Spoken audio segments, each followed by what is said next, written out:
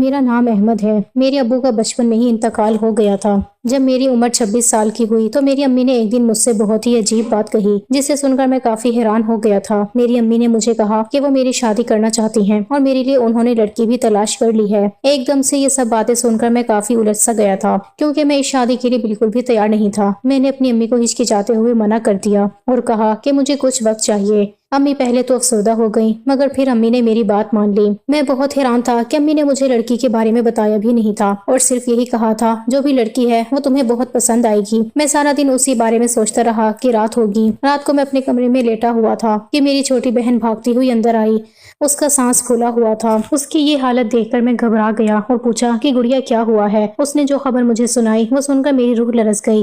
میری چھوٹی بہن نے بتایا کہ امی کی طبیعت ایک دم سے بہت خراب ہو گئی ہے۔ میں ڈر گیا اور بھاگ کر اس کے ساتھ امی کے کمرے میں گیا تو وہاں امی زمین پر بے ہوش پڑی تھیں۔ یہ دیکھ کر میرے پیروں تلے سے زمین نکل گئی۔ میں امی امی پکارتے ہوئے امی کو جھنجھوڑتا رہا، مگر امی خاموش رہیں۔ میری بڑی بہن نے جلدی سے ایمبولینس کو کال ملائی اور تھوڑی دیر میں ایمبولینس آ گئی۔ میں اور بڑی بہن امی کو لے کر ہسپتال چلے گئے۔ ڈاکٹر نے میری امی کا معائنہ کیا اور بتایا کہ میری امی کو دل کا دورہ پڑا ہے۔ صبح میری امی کی طبیعت تھوڑی بہتر ہوگی۔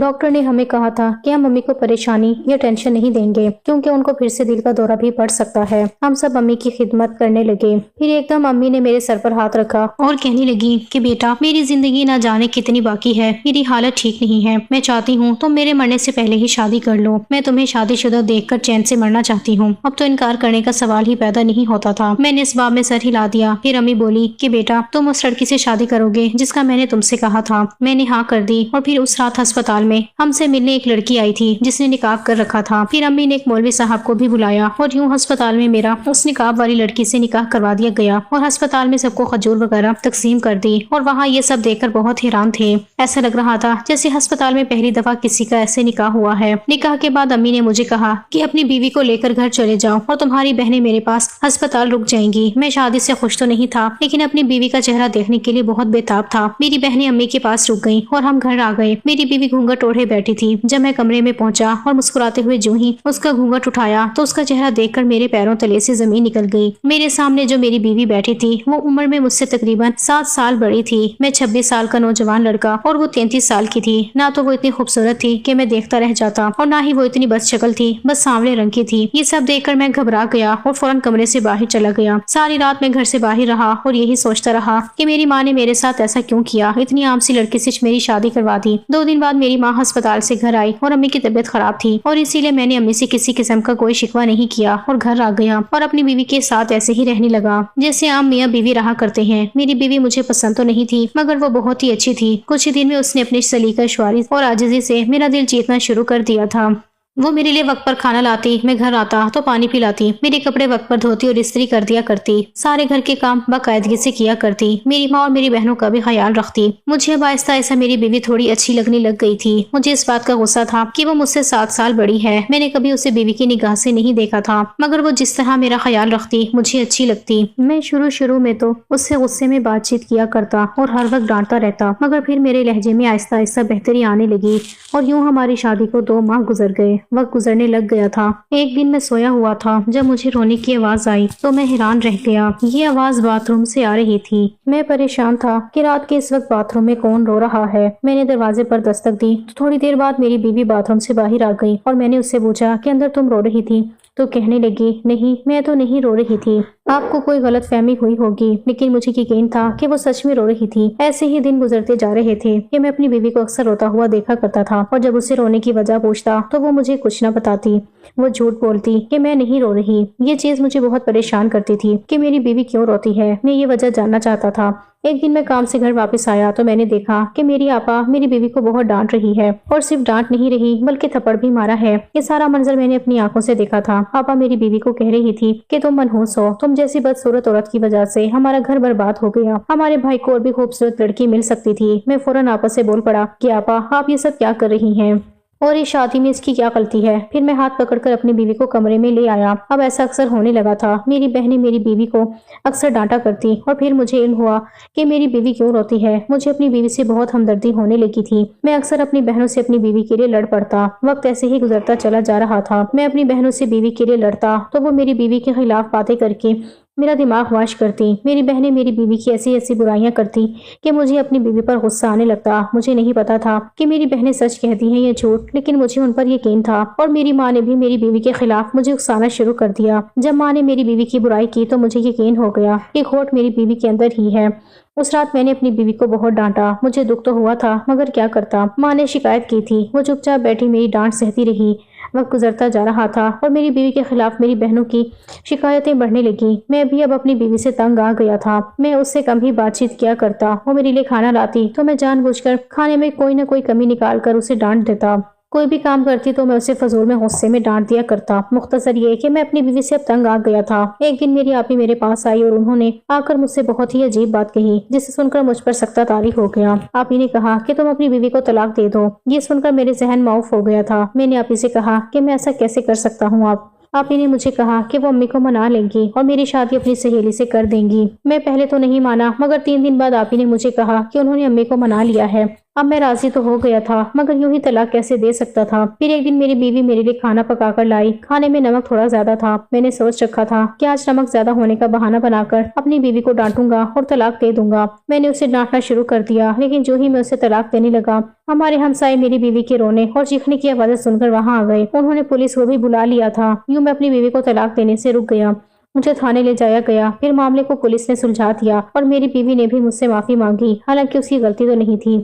اس دن کے بعد میری بیوی مکمل بدل سی گئی۔ اب وہ کچھ نہ بولتی تھی، ہر وقت چپ رہتی، بس رات ہوتی تو مجھ سے پھٹکری اور انڈے منگواتی، اس کے علاوہ کھانے میں کچھ نہیں منگواتی۔ میں حیرت سے اسے پھٹکری اور انڈے لا کر بھی دیا کرتا۔ میں نے پنسار سے پھٹکری لی اور دکان سے انڈے لیے اور گھر چلا گیا۔ میری بیوی دہلیز کے باہر کھڑی میرا انتظار کر رہی تھی۔ مجھے دیکھتے ہی اس کی آنکھیں چمک اٹھی اور اس نے مجھ سے پھٹکری اور انڈے کا شاپر وصول کر لیا۔ میں حیران تھا کہ میری بیوی اس پھٹکری اور انڈے کا رات کو کیا کرتی ہے۔ میں نے صبح یہ جاننے کا فیصلہ کر لیا۔ اگلے روز ناشتہ کرتے ہوئے میری بیوی نے مجھے کہا کہ رات کو میرے لیے پھر سے پھٹکری اور انڈے لے آنا۔ یہ سن کر میں گھبرا گیا اور کہا کہ تم روز اتنی پھٹکری اور انڈے منگواتی ہو، اس کا کرتی کیا ہو؟ میں نے تھوڑا غصے میں کہا، اس لیے وہ سہم گئی اور کہنے لگی کہ رات کو پھٹکری اور انڈے ختم ہو گئے تھے اور اسی وجہ سے آج دوبارہ پھٹکری اور انڈے منگوا رہی ہوں۔ میں نے اس کی بات مان لی اور پھر کام پر چلا گیا۔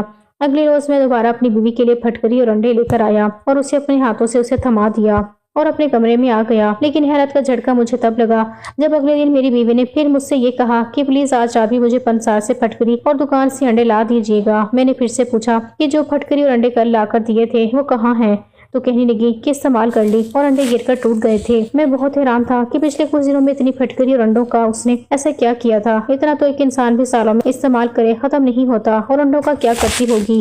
یہ بات مجھے بہت پریشان کرنے لگی۔ میں جاننا چاہتا تھا کہ یہ پھٹکری اور انڈے جاتے کہاں ہیں۔ تو اسے 3 بار میں نے یہ بات اپنی بیوی سے بھی پوچھی، مگر اس نے ہمیشہ یہی بات کہی کہ بس رکھی بھول گئی، ختم ہو گئی، استعمال کر لی۔ ہر وقت اس کے پاس نئے بہانے ہوتے تھے۔ ان سب کو اب عرصہ گزرنے لگا تھا اور میں لگاتار روز اپنی بیوی کو پھٹکری اور انڈے لا کر دیتا اور وہ پھٹکری اور انڈے راتوں رات غائب ہو جاتے۔ میری امی اور بہنیں بھی اس چیز کا مشاہدہ کرتی۔ میری آپی مجھ سے پوچھتی کہ تم روز پھٹکری اور انڈے لاتے ہو، تمہاری بیوی اس کا کیا کرتی ہے؟ میں افسردگی میں کہتا کہ آپی مجھے نہیں پتا، اور بس وہ روز یہی کہتی ہے کہ استعمال ہو گئی ہیں۔ میری اس بات کو میری آپی نے سر پر سوار کر لیا اور ٹھان لیا تھا کہ وہ اس پھٹکری اور انڈے کے راز کو فاش کر کے ہی رہے گی۔ میری آپی نے میری بیوی پر کڑی نظر رکھ لی، کیونکہ میری آپی کو میری بیوی پر عجیب طرح کا شک ہو گیا تھا۔ اب میرا رویہ میری بیوی کے ساتھ بہتر ہونے لگا تھا۔ میں اب اسے ڈانٹتا نہیں تھا، اس کا خیال رکھتا اور خود اپنی خوشی سے روز رات کو پھٹکری اور انڈے لا کر دیتا۔ میری ماں اور بہنیں اب اگر میری بیوی کے خلاف کچھ بھی کہتی ہیں تو مجھے فرق نہیں پڑتا، میں ان کی کسی بات پر یقین نہیں کرتا۔ میری بہنیں بھی اس بات پر حیران تھیں کہ اس کو ایک دم کیا ہو گیا ہے اور یہ اچانک کیسے اپنی بیوی کا غلام بن گیا۔ مجھے بھی اندازہ نہیں تھا کہ میرے ساتھ ہو کیا رہا ہے۔ مجھے اب اپنی بیوی سے اپنائیت ہونے لگی تھی۔ اس کے ساتھ رہنا اور گزارنا مجھے اچھا لگنے لگا تھا۔ ایسے ہی ایک اور مہینہ بیت گیا۔ میری بیوی کے بارے میں میرا نظریہ بدلنے لگا تھا۔ وہ جب بھی جاگتی تو مجھے 16 سال کی لڑکی جیسی جوان لگا کرتی۔ مجھے اپنی بیوی بہت خوبصورت لگتی تھی، جیسے وہ پرستان کی پری ہو۔ میں بہت حیران ہوتا کہ اس حسین لڑکی کو میں مارا کرتا تھا۔ میں نے اپنی بیوی سے اپنے اعمال کی معافی بھی مانگی۔ اب ہر وقت بیوی کے پاس رہنے کو میرا دل کرتا۔ میں نہ صرف ہر وقت اس کے ساتھ رہتا بلکہ اس کی خدمت بھی کیا کرتا، اس کے لیے کھانا پکاتا اور اس کے سارے کام کرتا۔ और उसे कोई काम ना करने देता। मेरी बहनें और माँ इस सब से बहुत गुस्से में आती और मुझे खरी खरी सुना देती, मगर मैं उनसे लड़ पड़ता और कहता कि अपनी बीवी के बारे में एक लफ्ज भी नहीं सुनूंगा। मेरी माँ मुझे बचपन का वास्ता देती और कहती कि उस वक्त को याद करो जब तुम्हारा बाप तुम बहन भाइयों को इस दुनिया में अकेला छोड़कर चला गया था। मैंने तुम सबको अपने खून पसीने की कमाई से खिलाया पिलाया है और आज तुम अपनी माँ के मुकाबिल खड़े हो गई हो। मैं कहता कि अम्मी कुछ भी कहो मगर मेरी बीवी को कोई तकलीफ न दो। अब बहनी और मेरी बीवी ने बहुत सह लिया है। ऐसे ही कई दिन गुजरे जा रहे थे। एक दिन मेरी आपी को उस फटकड़ी और अंडे का राज पता चल गया था और मेरी गैर मौजूदगी में मेरी बीवी को डांटना शुरू कर दिया और डांटते हुए मेरी बीवी पर हाथ भी उठा दिया। मैं जब वहां पहुंचा तो मेरी आपी ने मुझे वो राज बताकर कायल करने की कोशिश की, मगर ये देखकर मेरा पारा हाई हो गया और मैंने गुस्से में अपनी बहन को घर से धक्के देकर निकाल दिया। आपी चीखती रही और चिल्लाती रही, मगर मैंने आपी की एक भी ना सुनी। मेरी छोटी बहन और माँ भी मुझे रोकती रही, मगर मैंने कहा कि तुम में से अगर किसी को जाना है तो तुम लोग भी चले जाओ। मेरी माँ पहले ही बीमार थी। ये सब देखकर बिस्तर को लग गई। मेरी छोटी बहनें चुप करके अब सारा दिन गुजार दिया करती, किसी से कोई बात ना करती। माँ तो आधमुई होकर चारपाई पर पड़ी थी और मैं अपनी बीवी की खिदमत में मसरूफ रहता, सारा दिन उसका ख्याल करता और रात को उसके लिए फटकरी और अंडे लेकर आया था। मैं थोड़ा हैरान था कि रोज रात को फटकरी और अंडे कैसे खत्म हो सकते हैं, मगर फिर ना जाने ये बात कैसे खुद ब खुद मेरे जहन से निकल जाती और मुझे याद ना रहती। हाँ, मुझे दिन हो या रात उससे कोई फर्क नहीं पड़ता, मुझे सिर्फ अपनी बीवी से फर्क पड़ता है। मैं हर वक्त उसके साथ रहना चाहता था। उसके साथ के सिवा मुझे इस दुनिया में कुछ भी पसंद नहीं था। नमाजों रोजों से भी अब मेरा कोई ताल्लुक नहीं रहा था। शायद 1 साल हो गया था मुझे नमाज पढ़े हुए। फिर एक दिन एक अजीब वाकया हुआ। मेरा एक दोस्त आलिम दीन था। वो एक दिन मुझसे मिले मेरी दुकान पर आया। बातचीत के दौरान नमाज का वक्त हो गया था। मैं नमाज नहीं पढ़ने जाना चाहता था, मगर मेरा दोस्त मुझे जबरदस्ती नमाज के लिए ले गया। आज काफी अरसे बाद नमाज पढ़कर मुझे बहुत सुकून मिला था।